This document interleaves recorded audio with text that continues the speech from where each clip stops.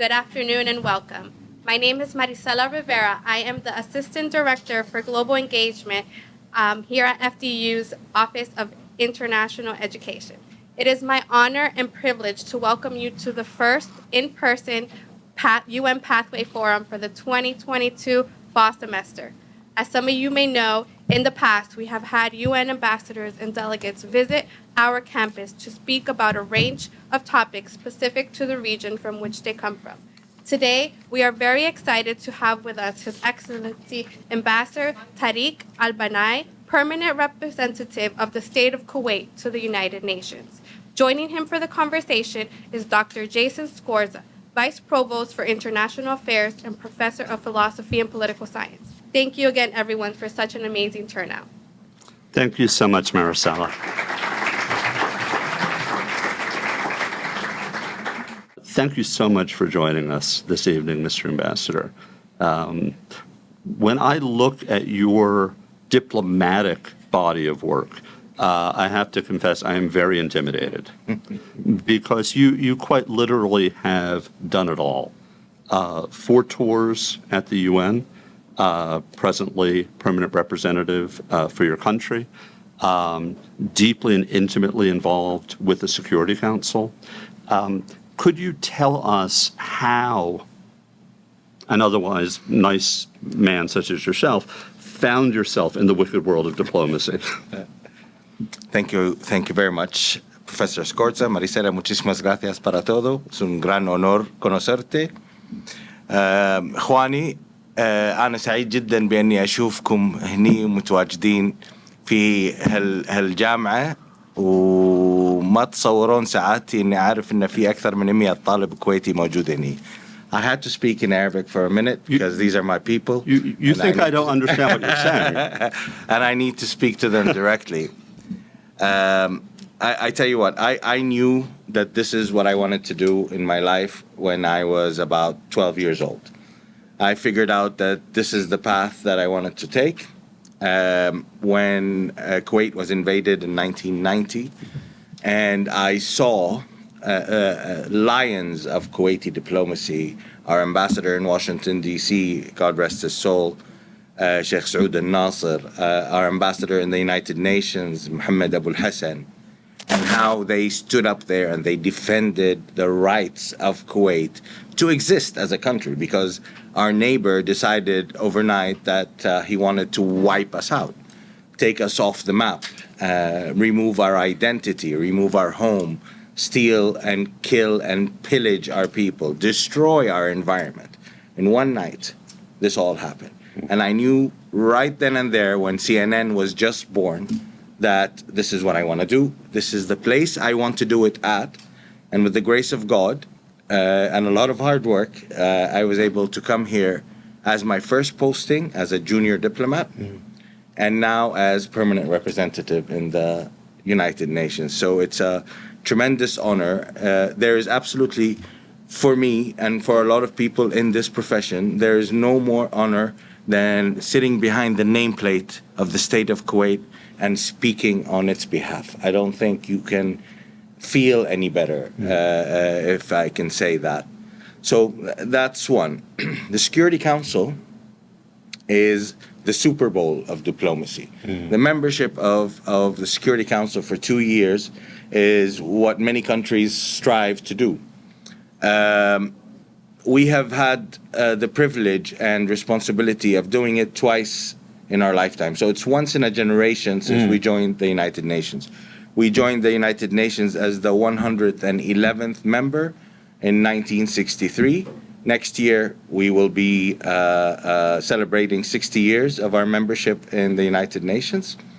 And we had the honor to serve on the Security Council twice, 1978-79, under the guidance and leadership of Ambassador Abdullah Bshara, who is one of the pillars of Kuwaiti diplomacy, still with us today, thankfully, and still contributing to our intellectual and diplomatic space in Kuwait. And in 2018-2019, under the leadership of my brother and colleague, Mansour Al-Utaibi, who is currently our ambassador in Moscow. Very difficult place to be at this moment. Nonetheless, he could not be a better man for the job. So, Security Council took a lot of time to prepare. We had a team of 22 of our best and brightest. We prepared a year and a half before that, learning the rules of the game, if we will, preparing our diplomats in the specific fields that we needed to cover.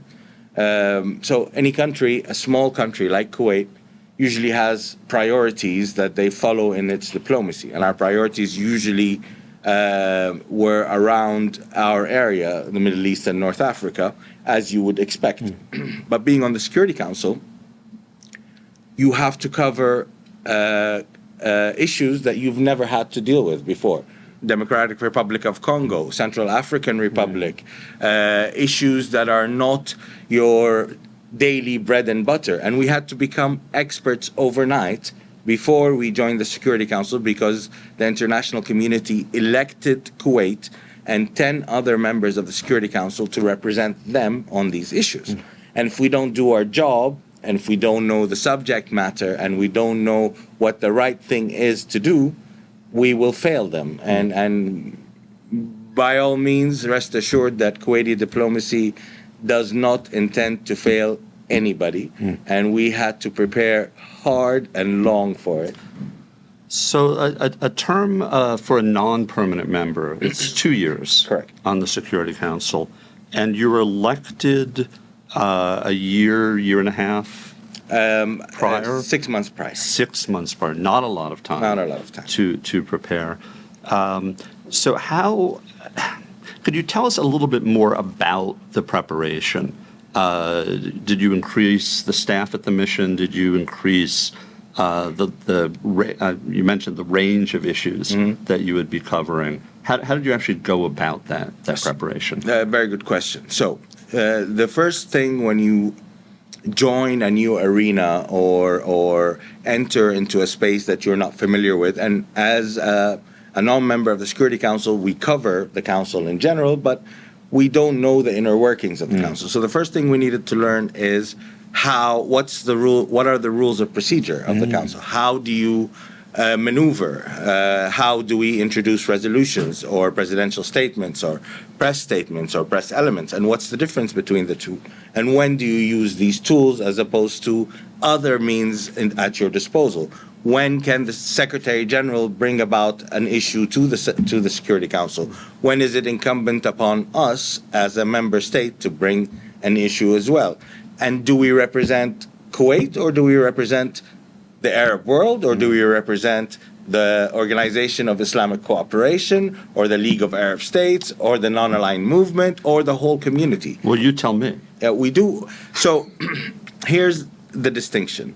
No matter what anybody tells you or claims to be doing, at the end of the day, the nameplate in front of you is yours. So whatever decisions you make come back to the state of Kuwait for us. So yes, we push forth an agenda that's colored by all these organizations that we are a part of and that we are proudly a part of. But at the end of the day, it's Kuwait that makes the decision. And when somebody says something, we take full responsibility for our decisions when we do make them. It's not an easy task because sometimes you have to balance your priorities. You never compromise on the interests of your country. So no matter what happens, we never took and we will never take anything that compromises Kuwait, even if it's somebody else's concern or priority. So we always made decisions based on our national interests first and foremost. But we made sure that the voice, specifically of the Arab world, was heard and heard loud and clear in the Security Council and on all the issues that are on the agenda. Well, at the time, 2018 to 2019, there were quite a few major issues concerning the Arab world. The situation in Syria, essentially a failed state with mercenaries and every conceivable type of mayhem. Yemen and the civil war there, ongoing concerns in Palestine. How did you balance which of these issues the team was going to focus on? Because at the end of the day, you can't do everything equally well, equally intensively. So we set ourselves 4 priorities before we entered the Security Council. Number 1, Arab issues on the council, which includes all the 3 issues that you mentioned and others, including Sudan and Somalia and other issues here and there that popped up sporadically.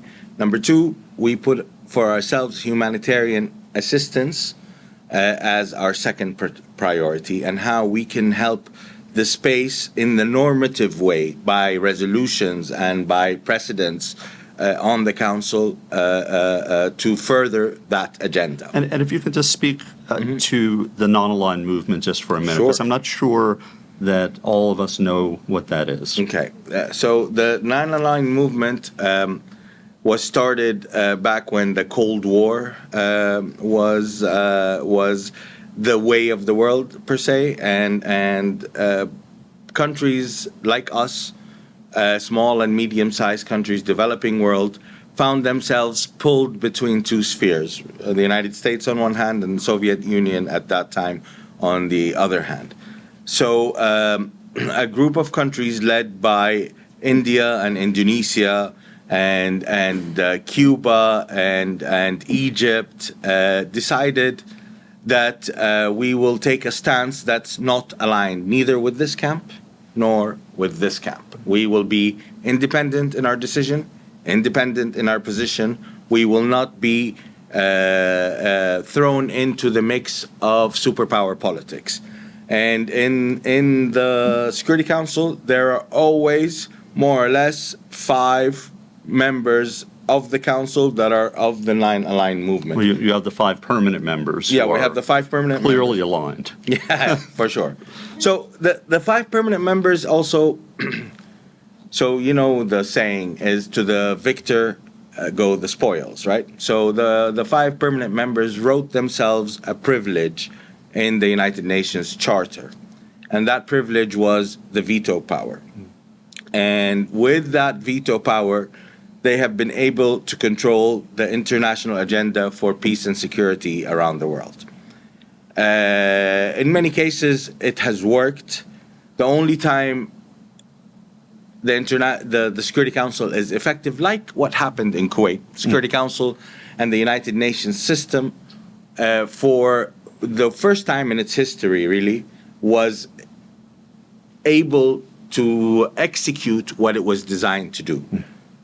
We had an invasion by one member state to another, and the Security Council machinery was able to pass resolutions under Chapter 7 of the Charter. Chapter 7 of the Charter is where the United Nations allows the Security Council to take extraordinary measures to counter an aggression or threat to the international peace and security, including through sanctions, diplomatic means as well,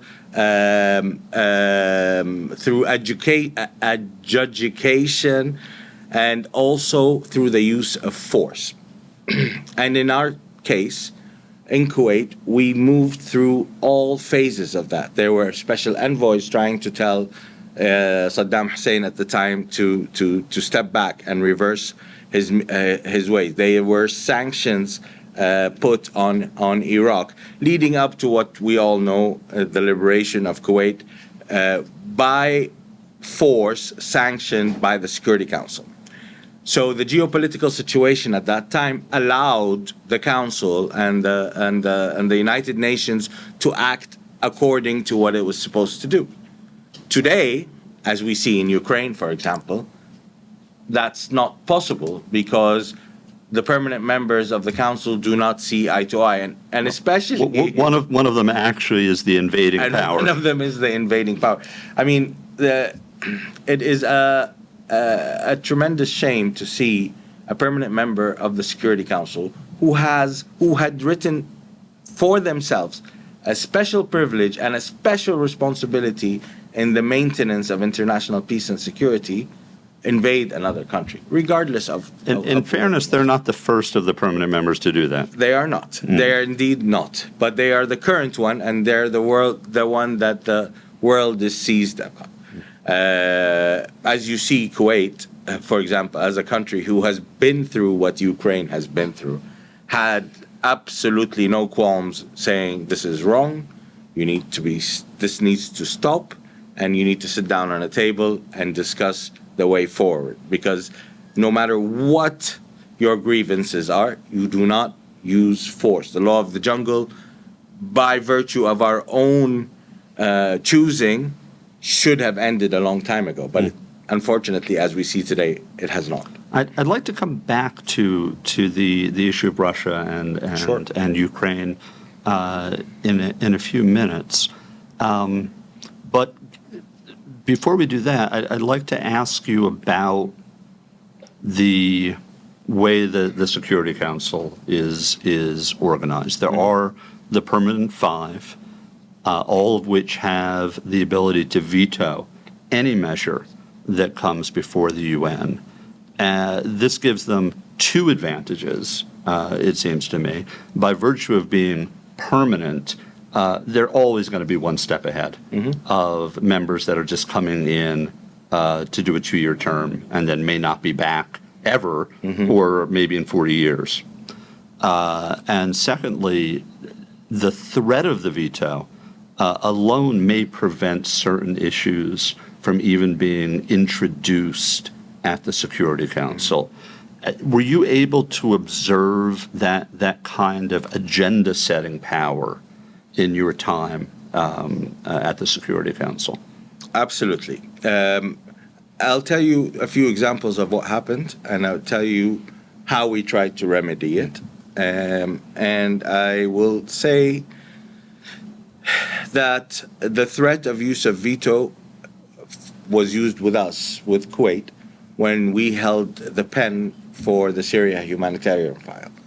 So holding the pen allows a member state to put together the resolution or any of the other products of the council that's going to be discussed.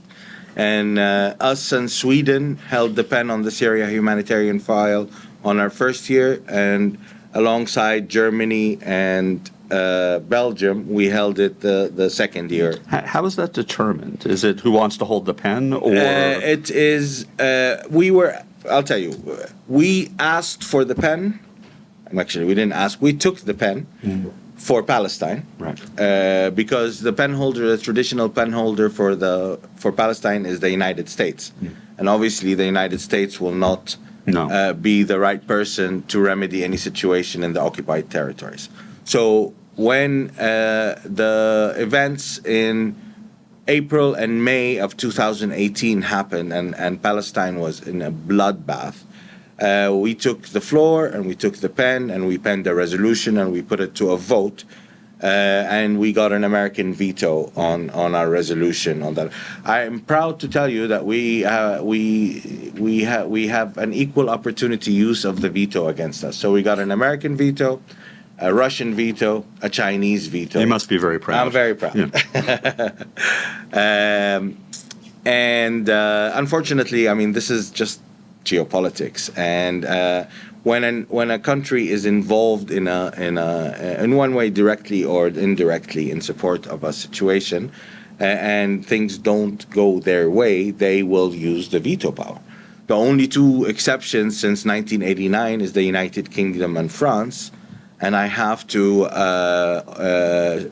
salute them for being able to do so, albeit sometimes, another member would do it for them, but being able to do so all those years. And we were a part of an initiative in the General Assembly whereby any member who uses a veto is automatically asked to come to the General Assembly and explain themselves and tell us why you used the veto and how does that help the situation at hand. So the threat of the veto in some cases is enough to hinder progress on an issue, and of course the use of the veto itself does that as well. But the ways that you can change some of these matters is through small little procedural issues. So Kuwait was chair of the informal working group on documentation and other procedural matters. A very long name for a very unknown part of the Security Council, whereby we put together ideas to make the flow of work and the procedures of the Security Council more tenable, more transparent, easier to manage. And we were very successful. We were the first in history to pass 8 presidential notes inside our chairmanship for 2 years. And some of the matters that we were able to change, for example, is that the Security Council functions via subsidiary bodies. So they create subsidiary bodies to handle issues on the Council's agenda, including on sanctions regimes, including on thematic issues like women, peace, and security, on DPRK, Iran, so on and so forth. And in the past, it worked like this. The P5 would meet and decide, okay, who's this? Oh yeah, these guys are our buddies, we'll give them this. And these guys we don't like, so we'll give them that. And they would come and put together a paper and say, all right, this is what you're gonna do for the next 2 years. And when we were, thanks to Japan, not Kuwait, thanks to Japan, they were able to involve the president of the informal working group or the chair of the informal working group in the process of selection of subsidiary bodies. And so happens Japan was before us in the council, and we were the next chairman. And it was up to us to implement what they had put together. And for the first time in the Security Council's history, the elected 10 members came together and put together a list of what we wanted to do, nobody else, what we wanted to do, and present it to the P5 and say, all right, this is what we're gonna do. And this is how it worked. And these small changes. You dared them to veto. Yes. You dared them to veto. And they don't have the right to veto this. Because this is where the power comes in. Because in subsidiary matters, nobody has the veto.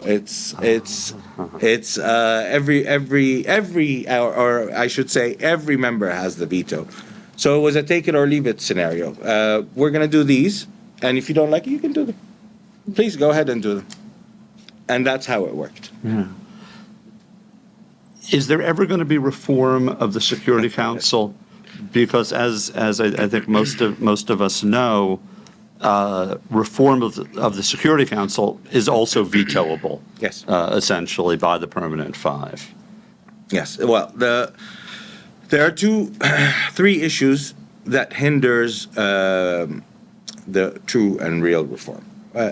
Number one is the process started in 2003 of negotiations on Security Council. Of course, the idea went back way before, but the 10 minutes. I mean, the ink wasn't dry on the UN Charter when people were saying, maybe that wasn't such a great idea. That's true. But the formal process started in the General Assembly in 2003, and in 2008 a resolution was passed in the General Assembly as well that put together 5 matters that are involved in Security Council reform.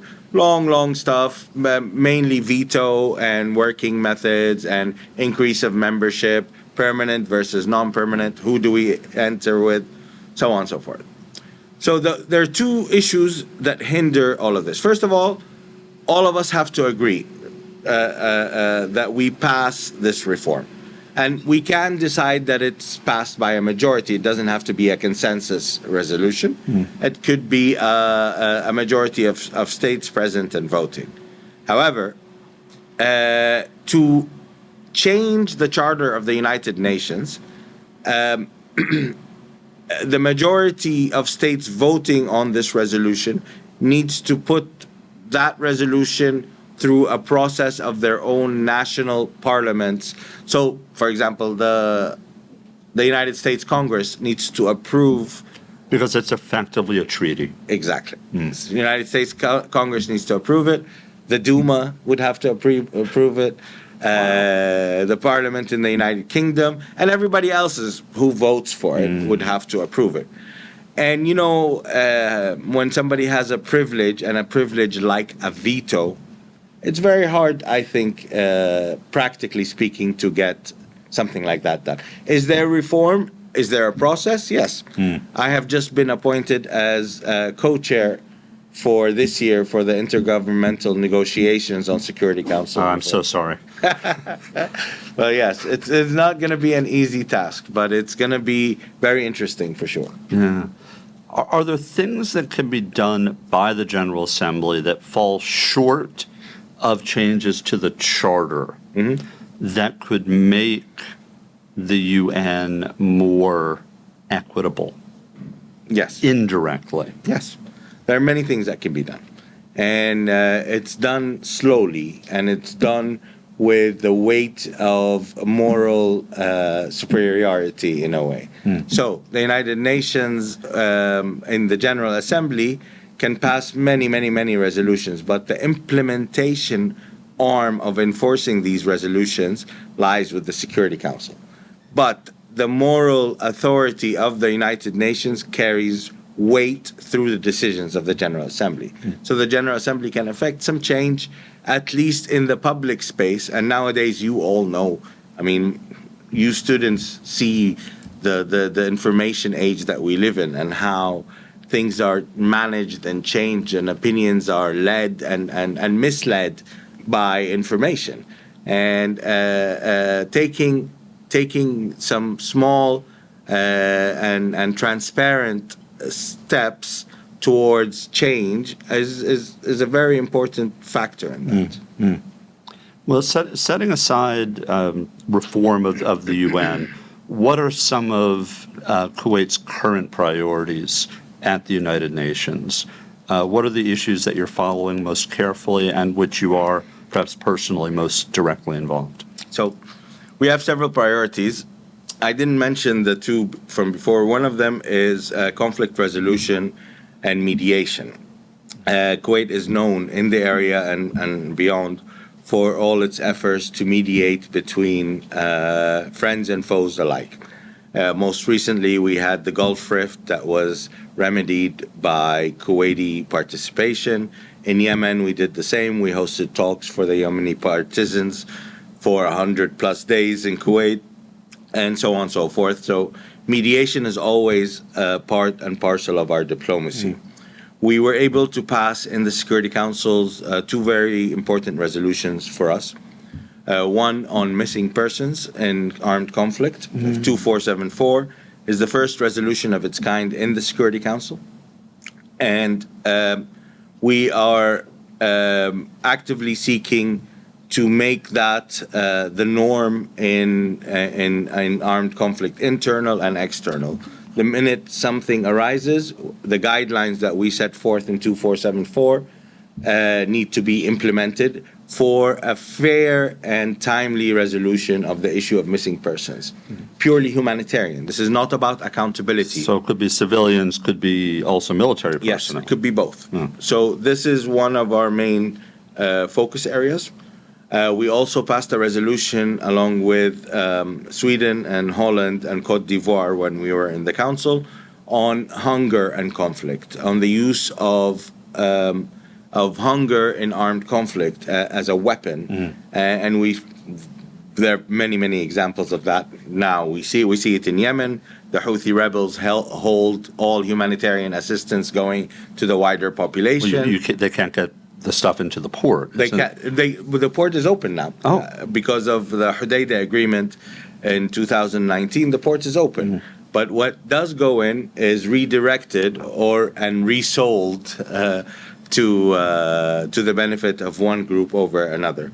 So to weaponize food is absolutely unacceptable, and this is something that we are trying to put focus on. And last but not least, Kuwait was also passed a resolution on the non-use of the environment in armed conflict because of what happened. All of these are based on experiences that we went through. So the burning of the oil wells in Kuwait and the destruction of our environment, both through air pollution and through non-use of arable land because of what happened, made us realize that even the environment can be weaponized. So we were able to pass a resolution commemorating November 6th of every year as the International Day for the Non-Use of the Environment in Armed Conflict. And this is something that we always strive to push on the agenda of the United Nations. Right. A few years back, and I don't remember how many years back, the idea of conflict avoidance, preventative diplomacy were sort of the bywords in the United Nations. In recent years, I at least don't hear as much about conflict avoidance. I hear more about the sorts of issues that you're raising, trying to minimize the detrimental effects of conflict once conflict erupts.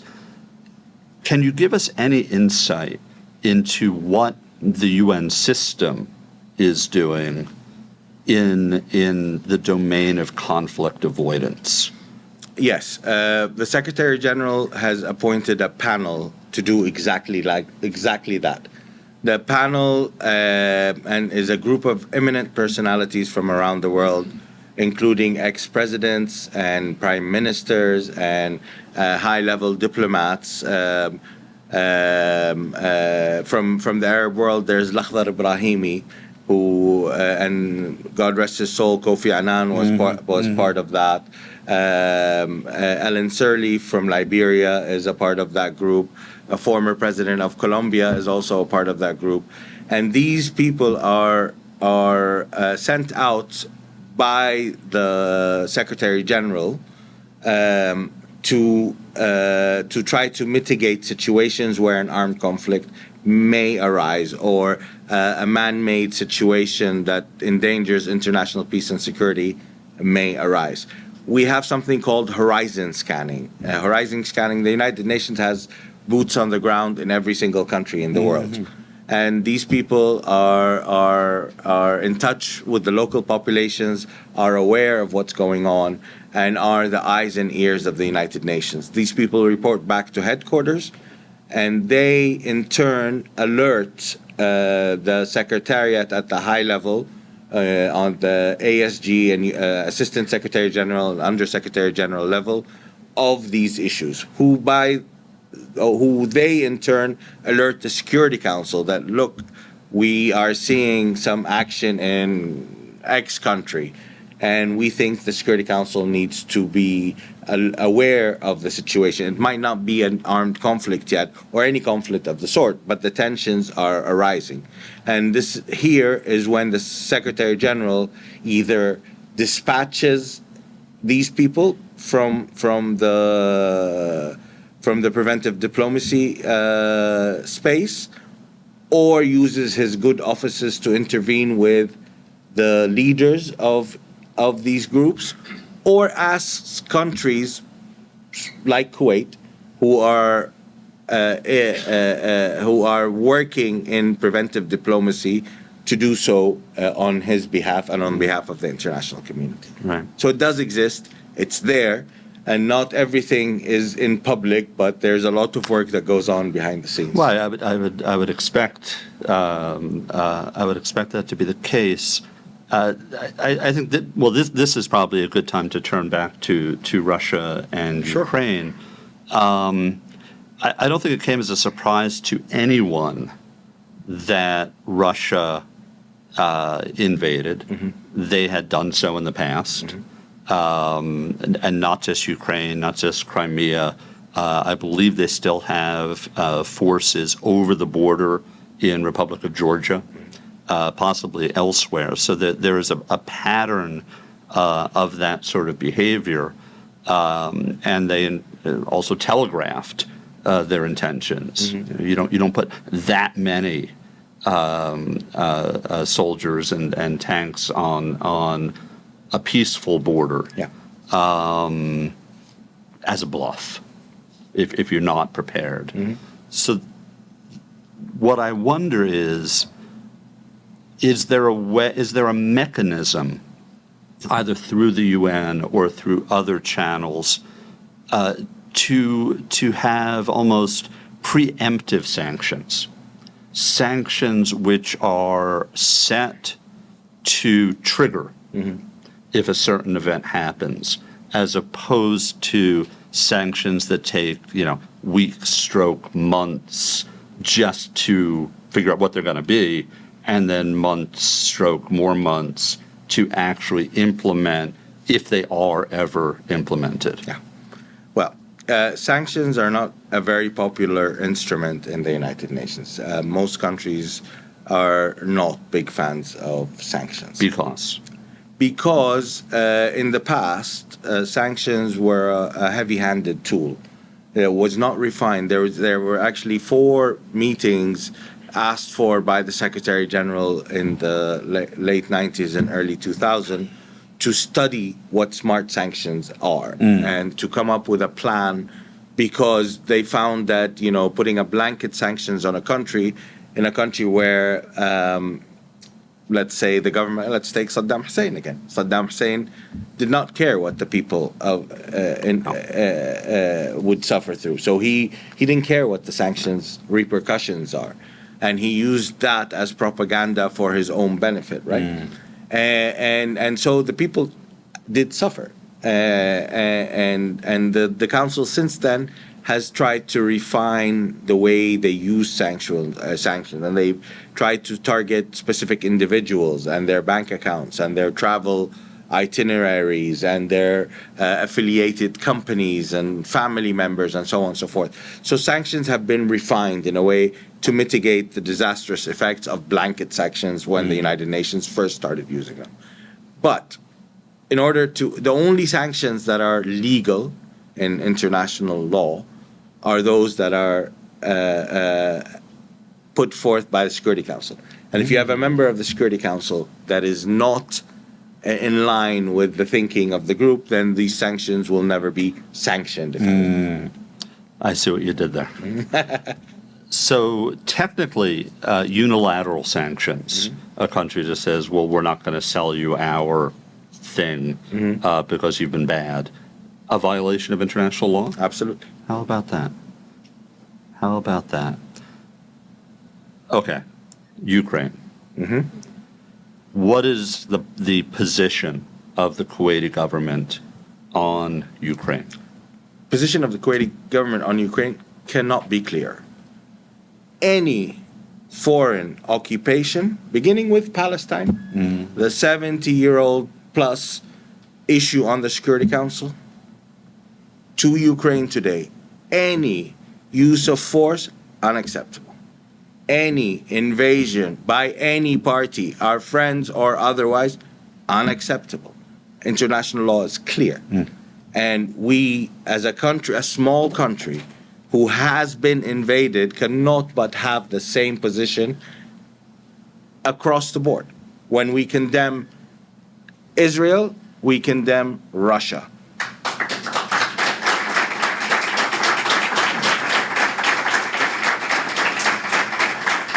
Extending that logic, most countries, fortunately, do not have that level of integrity. The principle which you raised earlier on of national self-interest usually supersedes a principled stance. So I ask you kind of a nasty question. No, maybe not nasty. You can decide. Is Kuwait suffering economic consequences by virtue of its position on Russia and Ukraine? We suffer just like anybody else suffer. When this war, if this war continues, the whole global network economy suffers. Inflation hurts us like it hurts you. Food insecurity hurts us like it hurts you. Any problem that affects, we're in an interconnected world now. Any problem that affects Europe affects Kuwait and the Middle East. Any problem that affects America affects China. There's no escape from the world that we live in today. And this is why this is very important. I mean, there's no solution, there's no military solution here. The one and only solution is a political solution. There's no humanitarian solution. We can help and mitigate consequences on vulnerable populations in Ukraine or in Russia or anywhere else. But that's not the solution. The solution is only political. And the solution is sitting around the table and figuring this out. That's the only way forward. There's no other way. In the Gulf region, is Kuwait's position on Ukraine the common position or the uncommon position? Well, it's. I think you can see from the voting patterns in the United Nations that what the positions of most of the world are. 141 countries voted to condemn the aggression against Ukraine. 141. That's not an insignificant number.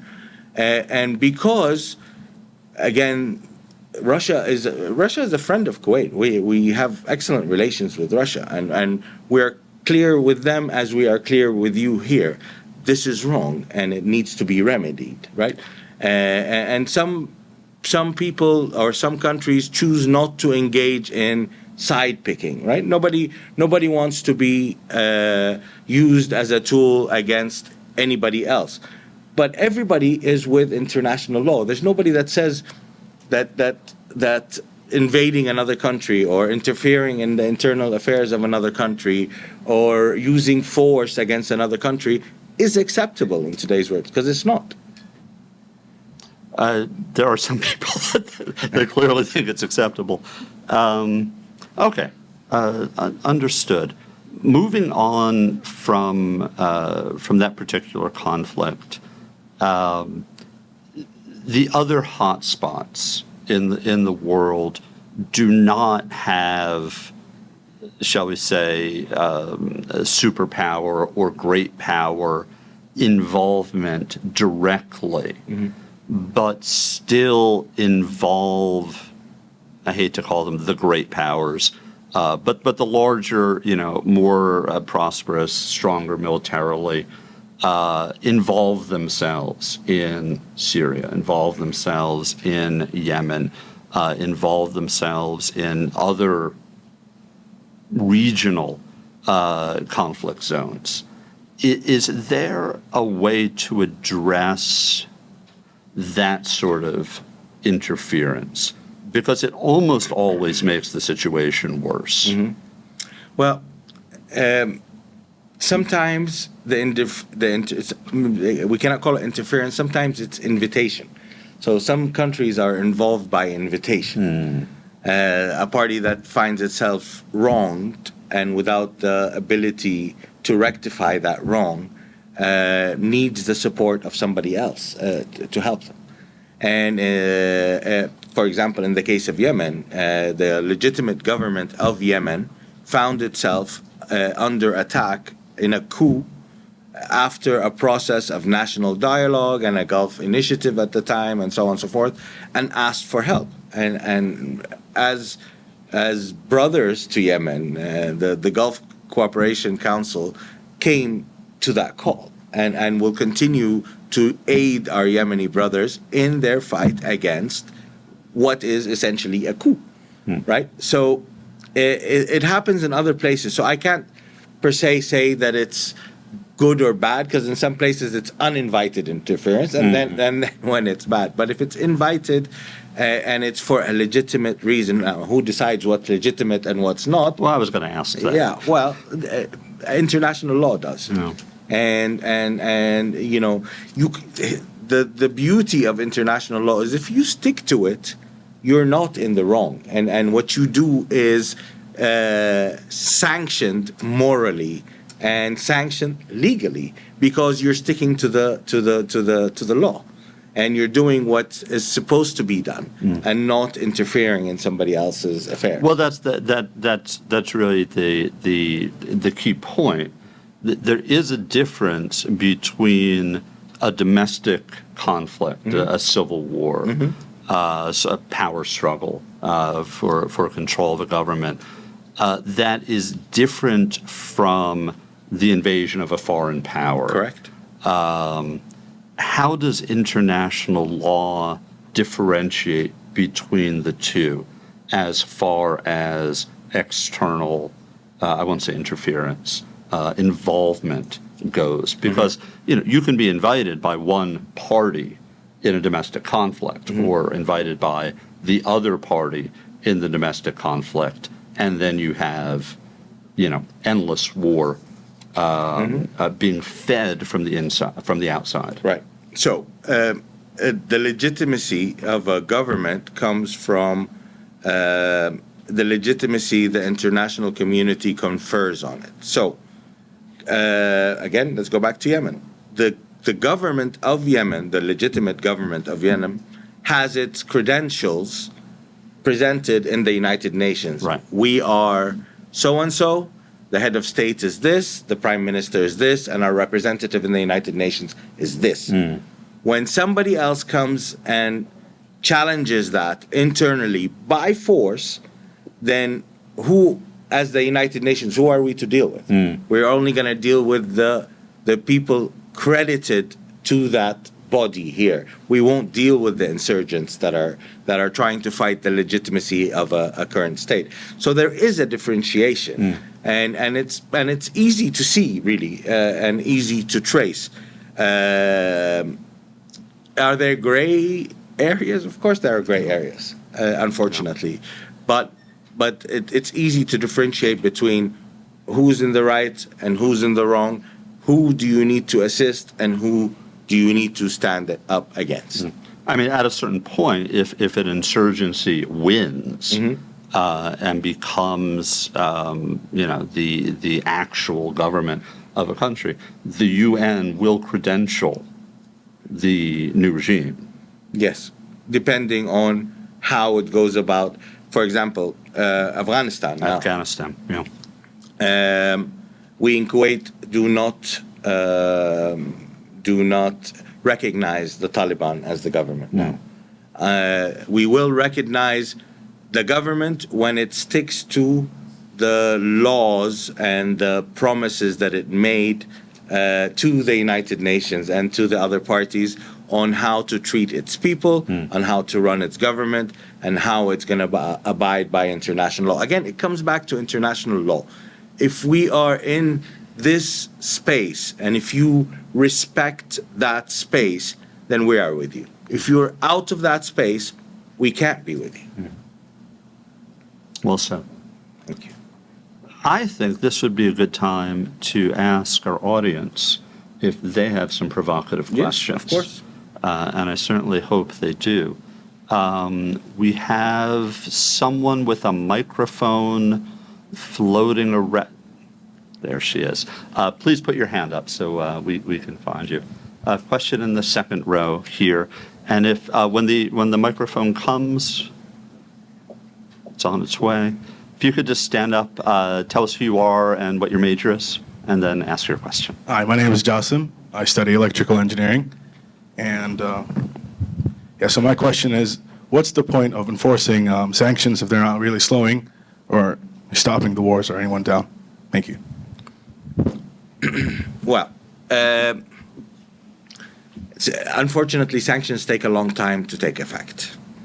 And if the entity that's being sanctioned does not care or operates in a dark space or has means and ways of going around the sanctions and benefiting themselves, then it's not going to be effective, right? But short of diplomacy, sanctions, and use of force, right? Diplomacy, of course, becomes the number one priority and the number one thing we seek. That doesn't work. We try sanctions because they are designed to hurt the people that are doing the hurting in that place itself. Short of that, the only other solution we have is a forcible solution. And legitimate or not, nobody wants the use of force, right? I mean, rule number one of use of force is only use unstoppable force. Yeah. I mean, well, I mean that was the story behind the response to the Iraqi invasion Right. of Kuwait. Probably the Allied forces mobilized 10 times the manpower and air power needed to do the job. That's hard to do. It's expensive, and if countries are calculating their national self-interest, that's going to be rare Yes. for that sort of response. Other questions? I'm Emmanuel. I'm an engineer, mechanical engineer. The last thing you said was you don't respect anyone that kind of lives outside of the UN's regulations for the government, basically. So I was gonna say, like, what if a country had people that came up, unlike the Taliban, that affected the country negatively, but in a positive way? Would you respect them the same way you would those in that circle, in that space of the United Nations, or would you not? Well, we have examples of that has happened, right? And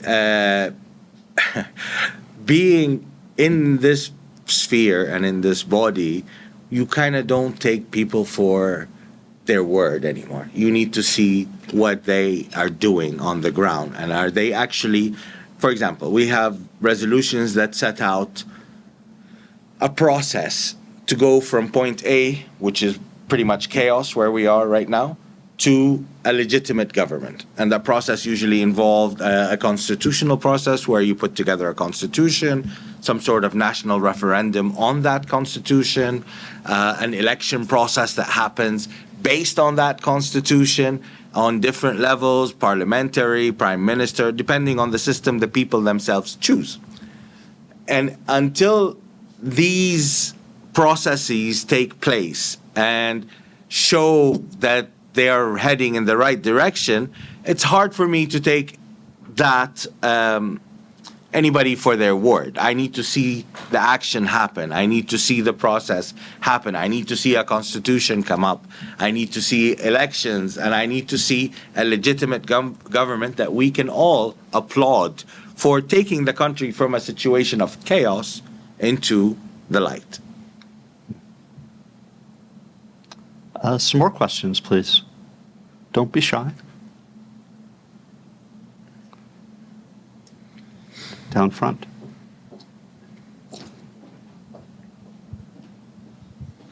Hi, my name is Umar Shalal. So if God forbids and Russia takes what it wants and establishes new territories in Ukraine, how would this affect Kuwait and the other GCC countries, politically and economically? It's a very good question. Excellent question. The question was, if Russia is successful and establishes territorial control over Ukraine, how will that affect Kuwait politically and economically? Okay. So, doing so will always remain a thorn in Russia's side. It happened technically in Crimea. Crimea has been Annexed. annexed by Russia, and we still have relations with Russia. We didn't cut diplomatic relations. We still have economic relations with Russia. However, whenever we are like this, or on resolutions, or on things that matter, like in the United Nations, we will always say, you're very wrong and you need to get out.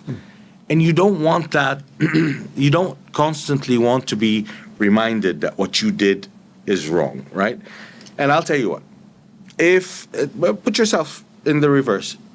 If, God forbid, Iraq was still in Kuwait, would you agree to let go of part of Kuwait? not one single inch, right? We will fight until the last day.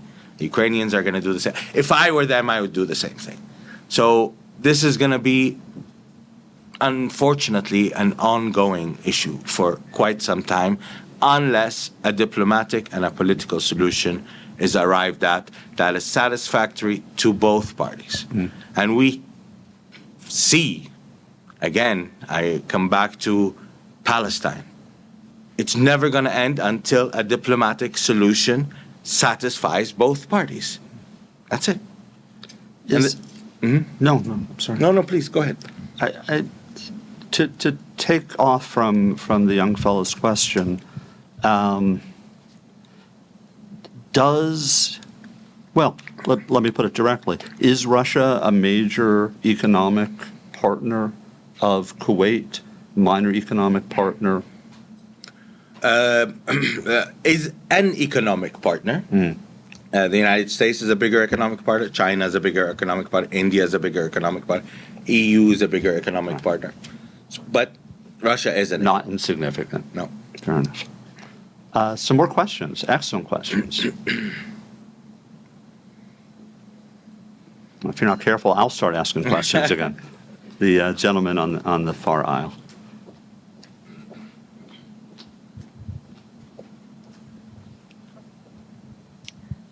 I want to thank you, first of all, for coming here. I also wanted to thank you for mentioning and making clear what Kuwait's stance is regarding the people of Palestine and condemning Israel on their actions. My question to that effect was, what is Kuwait's stance on, say, many other foreign occupations, especially, say, the people of Kashmir, India, Pakistan, that sort of disputed territory? Others that come to mind, the Muslims in Uyghur in China, as well as those in the Rohingya Muslims in Myanmar. What is Kuwait's stance on those? Thank you. That is a tough question. It's not. It's the easiest question in the book. We have one ruler for every single situation. And it doesn't hurt when you look at every situation in the same way. If you are wrong, we're going to call you out. And if you are right, we're going to support you.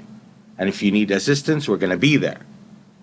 And the only way to fix all of the issues you mentioned, look, I'll tell you something. When we were on the council, we took the Security Council to Bangladesh to see the Rohingya Muslims in the camp there. And this was the only ever Security Council trip to see that situation. And I remember the stance, the shock that Security Council members had when they went and they saw and they experienced what these people are going through and the dire situation that they live in every single day. They were shocked. Two Security Council ambassadors were crying when we came out of the camp. It's devastating to see these things. And the only way to be fair is to be fair across the board. Every situation where there's aggression, you condemn.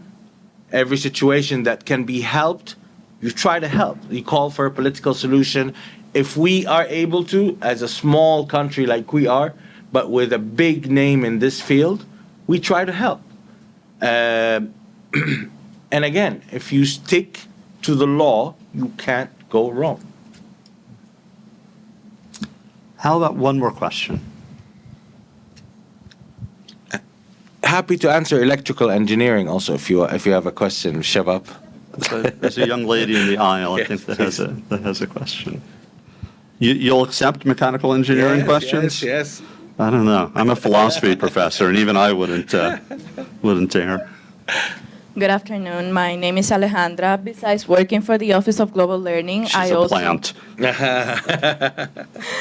I also study psychology with a concentration in mental health and Farley Dickinson, of course. And I was wondering, where does Kuwait stand when it comes to the use of nuclear weapons? That is a very controversial topic that we're facing nowadays, and I want to see what's Kuwait's perspective. Okay. Thank you for the question. ¿Y de dónde eres? I'm from the Dominican Republic. Nice. All right. So, Kuwait is currently the president of the second session of the nuclear weapon-free zone in the Middle East and other weapons of mass destruction. So for the last year, we've been working diligently to try to begin the process of creating a zone free of weapons of mass destruction and nuclear weapons in the Middle East, as with other zones created around the world in Latin America, in Asia, Central Asia, Africa, Palindaba, Raturanga, CIS. Our stance on nuclear weapons is clear. The only way to ensure they will never be used again is to completely eliminate nuclear weapons. And we want to put together a treaty, us and amongst many other countries, whereby we limit fissile materials and coordinate the way they are used. The stuff that makes nuclear weapons, we need to know where it comes from, how it goes, it's controlled, and it could be used for peaceful purposes and nothing else. We demand the permanent members of the Security Council who have nuclear weapons to begin the process of disarmament, complete. We all came together in the early 70s and signed on to the Nuclear Proliferation Treaty, which calls for exactly that. Of course, it's a slow process, and sometimes people think that we will not be able to see it in our lifetime. For example, for me, maybe you guys, you're much younger, and I hope to see it, to see you in your lifetime, to see a world free of nuclear weapons, because so long as they exist, they are an existential threat to the world, and we call for their complete and total elimination. Before we wrap up, I'd like to completely change directions. And ask you a little bit about yourself again. I'm always interested in learning about the educational experiences of the people who come and chat with us, and how those experiences impacted their careers, and thinking about education expansively. It's formal education on the one hand, informal education on the other hand. I wonder if you could share with us some of your insights. Thank you for the question. The most important education I got was from my grandmother and my mother. This was the most important education I got. I learned how to be a human being from them. I learned how to be a man from my grandfather and my father. And I learned the ways of the world from my friends. And I learned the rules of the game from school. Okay? So education is continuous. We learn every single day. It is essential. I mean, your friends teach you a lot.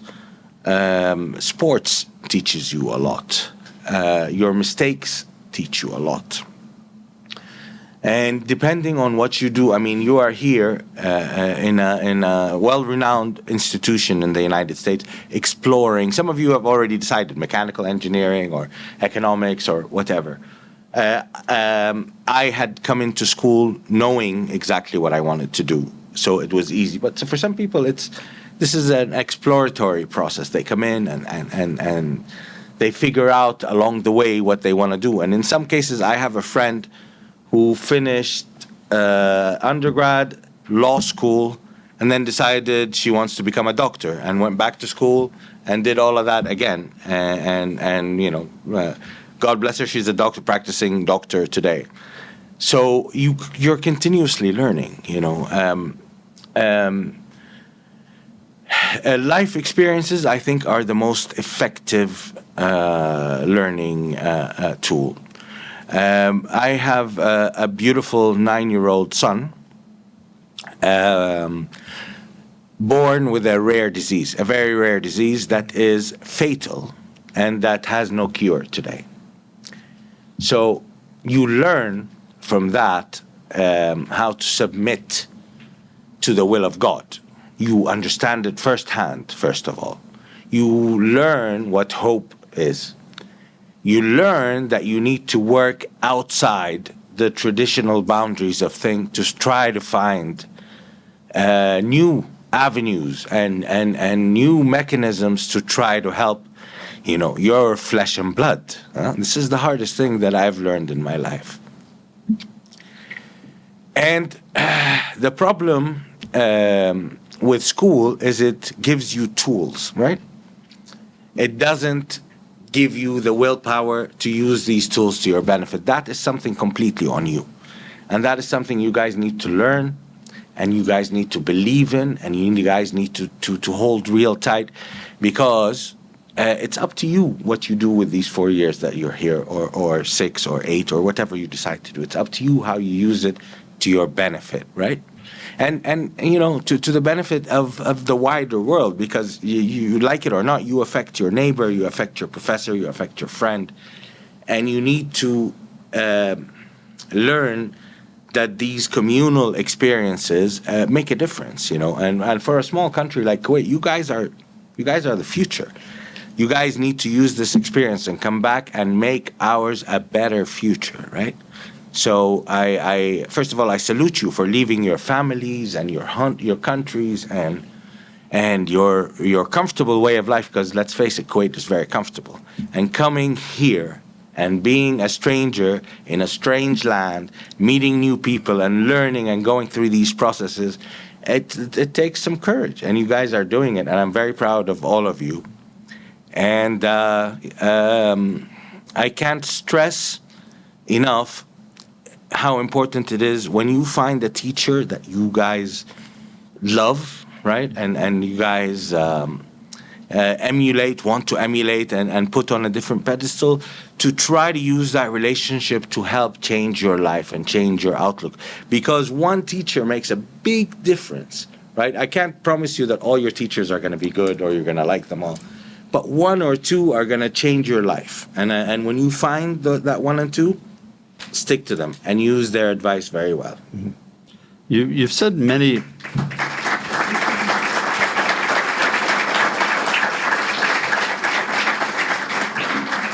You've said many profound things, but I'd like to pull one thread, if I may.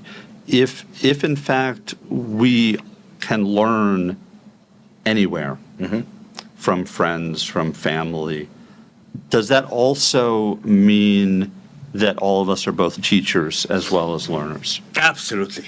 I think my friend, colleague, and young diplomat, Badr, is new to the mission. He's only been here 1 year, and I learn from him every day. And already you drag him to New Jersey? And I drag him to New Jersey, and I learn from him every day, as I learn from everybody else that works in the mission, because we don't all live the same life. We all have different streams, we all have different concerns, and we all experience life in a different way.